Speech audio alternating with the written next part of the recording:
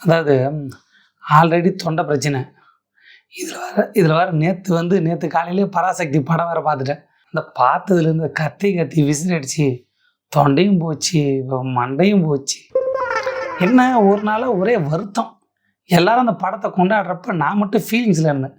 இந்த ஜனகேசரி வந்திருக்கலாம், இப்போ ஏற்பட்ட படத்து கூட அந்த கேசரி கொடுத்துருந்தா கிண்டி தரையில் போட்டு மெரிச்சு யாரும் சாப்பிட முடியாமல் ஆக்கி தூக்கி குப்பையில் போட்டுருக்கலாம். அந்த ஒரு வருத்தம் தான். இதில் வேறு கேட்டேன், இந்த ஜனகேசரி ரசிகர்கிட்ட கேட்டேன், என்னடா படம் பார்த்தீங்களா எப்படி இதுன்னு கேட்டேன். நாங்கள் ஜனகேசரிக்கு மாலை போட்டிருக்கோம், கேசரியை தாண்டி வேறு எதுவும் சாப்பிட மாட்டோன்ட்டானுங்க. அட பைத்தியங்களா, போய் பாருங்கடா, படத்தை பாருங்கடா, படம் என்னமா இருக்குது, போடா போய் கொஞ்சம் ஹிஸ்ட்ரி தெரிஞ்சுங்கடா, வரலாறு தெரிஞ்சுக்கங்கடா, என்ன நடந்துச்சு, மொழி போகிறனா என்ன, நம்ம மொழியை எப்படி காப்பாற்றி இன்றைக்கி அது நம்ம வாழ்க்கையில் எப்படி பயன்படுது. உதாரணத்துக்கு இந்த படத்தில் பல சீன் இருக்கும். படத்துக்குள்ளே போகிறப்ப சில விஷயத்த நம்ம பாராட்டணும். முதல்ல அந்த டைரக்டரை பாராட்டணும். என்னம்மா படம் எடுத்துக்கிறாங்க அந்த அம்மா தாயே கலக்கிட்டம்மா, என்ன சொல்கிறது, உணர்ச்சி வசப்பட்டு பொங்குற படத்தில் பால் கூட அப்படி பொங்காது பொழுது நான் பொங்குறேன் ஆன்றேன். ஒவ்வொரு சீனுக்கு முடியல. சிவகார்த்தியின் படத்தை ரசிப்போம், ஜாலியாக என்ஜாய் பண்ணுவோம், சிரிப்போம். இப்போ இதுக்கு முன்னாடி அமரன் படம் வந்துச்சு, அதில் கூட சிவகார்த்திகன் அப்படி ஒரு என்ட்ரி, அந்த இன்ட்ரோல் பார்க்கறதுலாம் தெரியல. சிவகார்த்தியின் படம் இத்தனை படத்தில் இது வரைக்கும் விசில் அடிக்கணும், இந்த கூஸ் பம்ப்ஸு அப்படி சிலுத்து போகிற சீன் அப்படிலாம் ஒன்றுமே நடந்ததில்லை. இந்த படத்தில் சிவகார்த்திகன் என்ட்ரி ஓப்பனிங் சீன் அப்படியே சிலுத்து போய் விசில் அடித்து நாக்கு கிழிஞ்சிருச்சு. ரஜினி படம், அஜித் படம், அசுரன் இந்த மாதிரியான படங்களுக்கு தான் விசில் அடி தோணும். அதை தாண்டி விசில் அடிச்சுட்டே இருந்தேன் ஆரம்பத்துலேருந்து. அடப்பாவிங்களா, சிவகார்த்திகனை பார்த்தா உடம்பு சிலுக்குமா, சிலுத்துருச்சு. என்னன்னா சிவகார்த்திகன் நடிப்பு, அவர் தேர்ந்தெடுத்த அந்த கதாபாத்திரம், அதை எழுதின விதம், அந்த மனுஷன் போராளியே நடிச்சுக்கிறாப்புல, அட்டகாசமாக நடிச்சிருப்பாப்புல. சண்டை போடுறப்ப சண்டை, போராட்டத்துக்கு அப்போ போராட்டம், சென்டிமெண்ட்டு. சிவகார்த்திகன் எதிரில் ஒரு மனுஷன் எரிஞ்சு போயிடுவார். அது ட்ரெய்லர்லேயே அந்த ஷாட் வரும். அப்போ சிவகார்த்திகன் ஒரு பர்ஃபார்மன்ஸ் பண்ணும். கண்ணெதில் ஒரு மனுஷன் எரிஞ்சு போகிறான், அதை சொல்ல முடியல, அதை போய் பார்த்து தெரிஞ்சிங்க. படத்தில் எந்த சீனு சொல்ல இது சொல்லி இது இப்படி கதைலாம் சொல்ல எவனா போட்டிருப்பான், கதையெல்லாம் சொல்லியிருப்பான். கதைலாம் இல்லை, போய் படத்தை பார்த்து அந்த தேட்டர் எக்ஸ்பீரியன்ஸை என்ஜாய் பண்ணுங்க. ஏன்னா மனுஷன் வெள்ளாடிதான். இவர் ரவி மோகன், ஜெயம் ரவி தான் நமக்கு தெரியும். மனுஷன் வில்லனா பிரித்து எடுத்துக்கிறாப்புல. இந்த படத்தோட முக்கியமான ஒரு ப்ளஸ் பாயிண்ட்டு வில்லன் தான். வில்லன் பொழந்து கெடாஸ்டாப்புல. தமிழ் சினிமாவில் ஆகச்சிறந்த வில்லன்னு ஒரு லிஸ்ட்டு போட்டால் தலைவன் போய் மேலே ஏறி உக்காந்துப்பான். அந்த மாதிரி பர்ஃபார்மன்ஸ். என்ன இது, தனி ஒருவனில் ஹீரோ, அதுக்கு எதிராக அரண்சாமி ஒரு வில்லன், அந்த வில்லனை தூக்கி சாப்பிட்ற மாதிரி ஒரு வில்லன். வாய்ப்பே இல்லை. ஒரே ஆள் மிரட்டி கடாச்சிருப்பாப்புல. தேட்டரில் இந்த ஆள் என்ட்ரியை பார்க்குறப்ப டேய் எதாவது பண்ணுங்கடா, டே அவனை ஏதாவது அப்படியே கடுப்பாக இருக்கும். எப்பேற்பட்ட மனுஷன், ஐயோ உன் கண்கள் ஐயோன்னு பாட்டு பாடினான். இப்போ இந்த ஆள் கண்ணை பார்த்தா பயம் வருது இந்த படத்தில். இந்த கண்ணா பாட்டு பாடின கண்ணு தெரியல. ஜெயம் ரவி அப்படியே வித்தியாசமான ஒரு ஆளை நிற்கிறாப்புல. மனுஷன் மிரட்டிட்டான் படத்தில். அந்த ஆள் தான் படத்தோட முக்கியமான ஒரு தூண்னா. எப்படி டைரக்டரோ சிவகார்த்திகனோ டயலாகோ மியூசிக்கோ இதுக்கு முக்கியமான எதுக்கும் அப்படி சலிக்காத ஒரு தூண்னா ஜெயம் ரவி தான். ரவி மோகன் ஏதாவது ஒரு பேர் வச்சுக்க வேண்டியதான். இனிமேல் என்ன பண்ணுறது, இந்த ஆள் அடிச்சு ஒரு வில்லன் இனிமேல் இந்த சினிமாவில் வருவானான்ற அளவுக்கு இருந்துச்சு. ஒரு அதர் ஒரு அட்டகாசமான பர்ஃபார்மன்ஸு நடித்து தள்ளுறானுங்க மனுஷனுங்க. இந்த நடிப்பை அந்த கதாபாத்திரத்தில் கொண்டு நம்மளை எமோஷன் ஆக்கி, சென்டிமெண்ட் ஆக்கி, உணர்ச்சி வசப்படுத்தி, கத்த வச்சு, விசில் அடிக்க வச்சு, போராட்டம். இன்றைக்கி போய் நாளைக்கு படம் பார்த்த உடனே கடகண்டுட்டே ஏதோ போராட்டம் நடந்தது, நான் போய் போராடுறேன்டான்ற மாதிரி ஆகிப்போச்சு. மறுபடியும் மொழி நான் போய் போராடுறேன் அப்படின்னு போராட்ட உணர்வு விதைச்சிட்டான் மனுஷன். கிளைமேக்ஸ் ஒரு டைலாக் இருக்கும். இந்த வில்லன் எரிஞ்ச நிலையில மனுஷன் எரிஞ்சுனே வருவான். அடப்பாவில் எரிஞ்சு வரமாட்டியா, நான் வந்துகிட்டே இருப்பேன்டா, இதோடு நான் சாவலை, தொடர்ச்சியாக வந்துகிட்டே இருப்பேன். அதுக்கு சிவகார்த்திகன் ஒரு டைலாக் சொல்லு, நீ வந்துட்டே எதாவது பண்ணு, நாளைக்கு என் பேரனும் பேத்தி உன்னை எடுத்து சண்டை போடுவாங்கடான்ட்டு சொல்லிட்டு போயின்னு இருப்பேன். விசில் அடிச்சு அப்பா விசில் தான், படம் ஃபுல்லாக விசில்.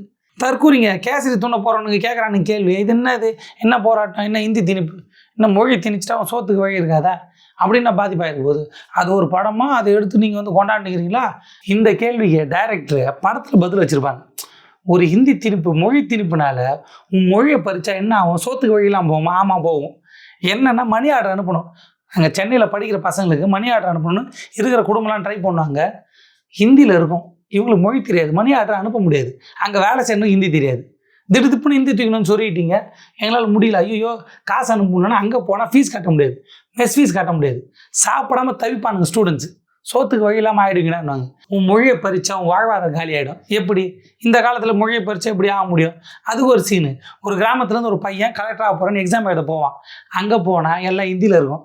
எக்ஸாம் எழுத முடியல, பாஸ் ஆக முடியலன்னு சிஎம் காலில் வந்து கெஞ்சுவான். அந்த பைத்தியத்தை தூக்கி போடுங்கன்னாங்க. சிஎம் எதிரிலே தீ குளிச்சு செத்துருவான். சிவகார்த்திகேயன் அதை பார்ப்பார். ஏன்னா சிவகார்த்திகேயன் தான் பெண்ணு கொடுத்து அனுப்பார், நல்ல எக்ஸாம் எழுதுறா தம்பின்னு. அவர் இதில் அவன் தீ குளிச்சு சாவான். சிவகார்த்திகேயன் இன்டர்வியூ அட்டன் பண்ணுவாப்புல, ஹிந்தி பேசுவாப்புல. நீ பேசுறது மொக்க இந்தியா இருக்குது, நீ நல்லா பேசணும், இன்னும் நல்லா போய் கற்றுக்கணும்னு சிவகார்த்திகேயன் அனுப்பிச்சுடுவாங்க. இப்படி வாழ்வாதாரம் பாதிக்கப்படும். மொழியை பறிச்சா உன்னை பசியில் திண்டாடும், படிப்பு போயிடும், வாழ்வாதாரம் போயிடுன்னு சீன் மூலயமா எக்ஸ்பிளைன் பண்ணியிருப்பாங்க. இந்த இடத்துல தான் நம்ம ஒரு சிறந்த டைரக்டர். எனக்கு புரியணும் இல்லை, ஹிந்தியை திணிச்சா மொழியை பறிச்சா உனக்கு என்ன ஆகும்? வாழ்வாதாரம் பாதிக்கப்படும், நீ சாப்பாடு இல்லாமல் திண்டாடுவ, நீ உன் அடையாளத்தை எழுந்துருவன்னு வாயில் சொல்லலை, பிரச்சாரம் பண்ணல. சீனு தரமாக இருக்கும். இன்ட்ரோ பிளாக்கு அட போயா. ரஜினி, அஜித், விஜய், அப்புறம் அசுரன், இந்த மாதிரி படங்களுக்கு அப்புறம் இன்ட்ரோ பிளாக் தெரிக்குது. சிவகார்த்திகேயன் வந்து அப்படி நிப்பாப்புல, சீன் சொல்லலை, போய் படத்தில் பாருங்கள். சிவகார்த்திகேயன் அப்படி வந்து நிப்பாப்புல, அந்த இடத்துல எந்த பிஜிஎம் போட்டாலும் தெரிக்கும். ஜீவ் பிராஷ் கொளுத்திருப்பாப்புல, அந்த இடத்துல எதை போட்டாலும் தெரிக்கும். பா என்ன இது சிவகார்த்திகேயனா இது? அந்த மனுஷனை பார்த்தா கூஸ் பம்ப்ஸ் வருமா? அந்த மனுஷனை பார்த்தா விசில் அடிக்க தோணுமா? அடித்தேனே கூஸ் பம்ப் ஆச்சே. சிவகார்த்திகேயன் ஐயோ ஊன்னு கத்துனே. காரணம் அந்த கேரக்டரு, அவர் நடித்த விதம், அதை அவங்க வந்து ஸ்டேஜ் பண்ண விதம், அந்த டைரக்டர், அந்த மியூசிக் டைரக்டர், இப்படி அந்த டீம் ஒர்க்கு கலக்கலாக இருந்துச்சு படம். இந்த மாதிரி பல சீன் இருக்குது படத்தில். அது இல்லாமல் மொழி போரில் வெறும் தமிழர்கள் மட்டும் இல்லை, ஹிந்தி திணிப்புக்கு எதிராக எல்லாருமே போகிறானான்னு சொல்லிட்டு எல்லா மாநிலத்து நடிகரையும் கூப்பிட்டு அவங்கள வச்சு ஒரு கேமியோ கொடுத்து அது சூப்பராக ஒர்க் அவுட் ஆகிருக்கும். அதையும் போய் தேட்டரில் பாருங்கள், எதுவும் சொல்லலை. அட்டகாசமாக இருக்கும் அந்த சீன்லாம். உட்காரும், எது பாசிபிள், எது நடக்கும்? போயிட்டு ஒரு ஹீரோ அடித்து துவம்சம் பண்ணி கவர்மெண்ட்டை திருப்பி அப்படி துப்பாக்கி எடுத்து சுட்டு, நான் சம்பவம் வந்து சூப்பராக பண்ணுறவன், ஸ்பெஷலாக பண்ணுறவன், நீங்கள் வந்து சூப்பர்மேனா? இல்லை, என் சம்பவம்லாம் சூப்பராக இருக்கும் அப்படி சொல்லுவாங்க. அந்த மாதிரிலாம் இல்லை. ஒரு தனிநபர் பாராட்டு, ஒரு ஹீரோ வர்ஷிப் இல்லை. ஐடியா, சித்தாந்தம், கொள்கை, போராட்டம், எந்த மாதிரி இதுக்கு தீர்வு காண முடியும்னு ரியாலிட்டி பேஸ் பண்ணி அங்கே கதை இருக்கும். ஹீரோ போய் அப்படியே எல்லாரும் சுட்டு அப்படியே அடித்து தூக்கி போட்டு அப்படியே உலகத்தையே அடிப்பணியை வச்சு அப்படியே தூக்கி நிறுத்தினேன். அப்படிலாம் இல்லை. ஹீரோ வர்ஷிப் படத்தில் இல்லை. ஐடியாஸ் பேசும், எது லாஜிக்காக இருக்கும், என்ன நடந்தது. அது இல்லாமல் இந்த மொழிப்போரில் வெறும் தமிழர்கள் மட்டும் இல்லை, இங்கேருந்து தெலுங்கு பேசுகிறவங்களோ வேறு மொழி பேசுகிறவங்களோ அவங்களும் தமிழ் மொழிக்காக போராடினாங்க அப்படின்னு சொல்லி ஹீரோயின் கேரக்டரை வச்சு அதையும் செஞ்சுருப்பாங்க. அது வாயில் சொல்லியிருக்க மாட்டாங்க. அந்த கேரக்டரு படத்தில் நின்று பேசும். கிளைமேக்ஸில் ஹீரோயின் கேரக்டர் ஒன்று சொல்லும். இப்போ படத்தில் பார்த்துருந்தீங்க, நான் சொல்ல மாட்டேன், நான் சொல்லவே மாட்டேன். இன்னொரு தடவை பார்க்க போகிறேன், இன்றைக்கி போய் பார்ப்பேன் மறுபடியும். இன்னும் குறைஞ்சது ஒரு 5-6 தடவை படத்தை பார்ப்பேன். அவ்வளோ அருமையான படம். வரலாறு தெரிஞ்சுக்கலாம். இன்றைக்கி நான் என் மொழியை பேசுகிறேன், என்னோடய உரிமை இன்றைக்கி இருக்குது. அதுக்கு யாரெல்லாம் போராடி இருக்கா, அப்போ ஆட்சியில் யார் இருந்தா, யாரோட ஆட்சிக்கு அப்புறம் அது மாறிச்சு, இன்றைக்கி நான் இந்த நிலைமையில் இருக்கிறேன்னா அது யாரெல்லாம் காரணம், அதுக்கு ஒரு உதாரணமாக இந்த படம் இருக்கும். இந்த படம் சில விஷயத்தை நமக்கு சொல்லிக் கொடுக்கும். இப்படிலாம் நடந்து கொடூரமாக இருக்கும். மொழிப்போரில் எவ்வளோ அடி வாங்கினான்னு ஒரு சீன் இருக்கும். போலீஸ்காரங்க அடி ஜீத்தன வரவங்க ஸ்டூடெண்ட்டை கண்ணு பிச்சுன்னு வெளியே தொங்கும். சார்னுவான். உண்மையாக அந்த மாதிரிலாம் அடி வாங்கியிருக்காங்க. நமக்காக இன்றைக்கி நம்ம இப்படி நல்லா பேசுகிறோம், நல்லா உட்காந்துக்கிறோம், இப்படி ஒரு வீடியோ போகிறோன்னா எவனோ எங்கேயோ தியாகம் பண்ணியிருக்கான். அவன் வாழ்க்கையை, அவன் நேரத்தை, அவன் காலை, அவன் கையை, அவன் உடமையை, அவன் கண்ணை, மூக்கை எவனோ தியாகம் பண்ணியிருக்கான். பல பேர் செத்துருக்கான். இந்த படம் பார்த்தா எனக்கு இவ்வளோ பேர் செத்துருக்கேன், நான் நல்லா இருக்கிறதா இவ்வளோ பேர் வேலை செஞ்சுருக்கேன் அப்படின்ற எண்ணம் வரும். அது வந்து நமக்கு எல்லாருக்கும் தெரியணும். இந்த படம் மூலிமா இனிமேல் எல்லாருக்கும் தெரிய வரும். இந்த மாதிரி படங்கள் தொடர்ச்சியாக வந்துட்டு இருக்கணும். இந்த ஒரு ஐடியா எடுத்து இதை ஒரு படமாக்கணும், இதில் இவங்களாம் நடிக்க வைக்கணும். அதுக்கு அந்த நடிகர்கள் ஒத்துக்கணும். ஜெயம் ரவி வில்லனாக நடிக்கிறேன், இப்படி ஒரு கதையா, இந்த கதைக்கு ஒரு வில்லன் தேவையா, நான் நடிக்கிறேன், அந்த வில்லன் கேரக்டரை நான் ஜஸ்டிஃபை பண்ணுறேன்னு கலைக்கு இருப்பான் மனுஷன். எல்லாரையும் பாராட்டுறதை விட ஜெயம் ரவி ஒரு படி மேலே பாராட்டணும். சூப்பராக நடிச்சிருப்பாரு. சிவகார்த்திகேயன் வந்து நான் இன்னும் மான் கராத்தே, மான் விடுவேன், சிம்பிள் போடுவேன், இதெல்லாம் இல்லை. கேரக்டர் இதுதான். கேரக்டர் பேர் செழியனாக வாழ்ந்துருப்பான் மனுஷன். செழியனுக்கு தான் நம்ம விசில் அடிப்போம். செழியனுக்காக தான் அந்த படத்தை பார்ப்போம். செழியன் தான் சிவகார்த்திகேயன் அப்படி தான் நடிச்சிருப்பார். சிவகார்த்திகேயன் இந்தமாதிரி தொடர்ச்சியாக இந்தமாதிரி படங்கள் தான் நடிக்கணும். இன்னும் மான் கராத்தே, பேன் கராத்தே, நான் போய் சண்டை போடுவேன், எல்லோரும் அடித்து துவம்சம் பண்ணுவேன், நான் யார் தெரியுமா, நான் சூப்பர்மேன், சம்பவம் சூப்பராக பண்ணுவேன், கேசரி கிண்டுவேன், இதெல்லாம் இப்படி ஒரு படங்கள் இந்த மாதிரி படம் எடுத்து தொடர்ச்ச கேரக்டர் இந்த மாதிரி கேரக்டர் எடுத்து கேரக்டர் செய்யட்டும். நாங்கள் விசில் அடிக்கிறோம், விசில் அடித்து கத்தி என் தொண்டையை பாருங்க. படம் வந்து திமுக படம், ஒரு கட்சிக்காக இந்த அரசியலுக்காக ஒரு படம் எடுக்கிறாங்க. என்னப்பா அது? அப்படி கிடையவே கிடையாது. படத்தில் கலைஞர் கேரக்டரில் ஒரே ஒரு சீன், ஒரு சீன் வந்துட்டு போகிறாப்புல, அண்ணா வந்து 2 சீன் வருது, அவ்வளோதான். படம் அது சம்மந்தப்பட்டு இல்லை. இவங்களை தாண்டி யார் யார் உழைச்சா, யார் யார் போராடினா, மாணவர் போராட்டம் என்னவா இருந்துச்சு, மாணவர் போராட்டம் எங்கே போய் முடிஞ்சிச்சு, அண்ணா மாணவர்களுக்கு எவ்வளோ முக்கியத்துவம் கொடுத்தாரு, அண்ணா என்ன சட்டம் ஏற்றினார், அந்த சட்டம் இன்னைக்கு நமக்கு எப்படி உதவியாக இருக்குது, இப்படியாப்பட்ட விஷயங்கள் தான் அந்த படத்தில் இருக்குது. இந்த படம் திமுக படமா அதிமுக படமா அதெல்லாம் இல்லை. இது ஒரு படம், வரலாறு பேசின படம், நம்ம பார்த்து தெரிஞ்சிக்க வேண்டிய வரலாறு.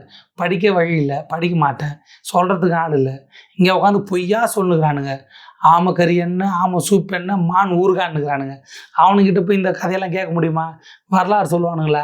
இதை சொல்லவே மாட்டானுங்க. ஏன்னா இந்த வரலாறுக்கு அவனுக்கு சம்மந்தம் இல்லை.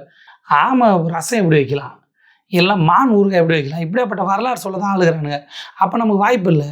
இந்த மாதிரியான படங்கள் வந்துச்சுன்னா பார்த்து தெரிஞ்சுக்கலாம். கிளைமேக்ஸில் எல்லா ஊர்லேருந்து ஆள் வருவாங்க, அதை ஆர்கனைஸ் பண்ணி அந்த கேமியோக்களை கரெக்டாக ஒர்க் அவுட் பண்ணி நம்மளை விசில் அடிக்க வச்சு, இப்படி தான் இந்த கிளைமேக்ஸ் இருக்கணும். கிளைமேக்ஸ் அப்படியே பூரிச்சு போய் ஒரு திருப்தியாக படத்துலேருந்து வெளில வருவோம்.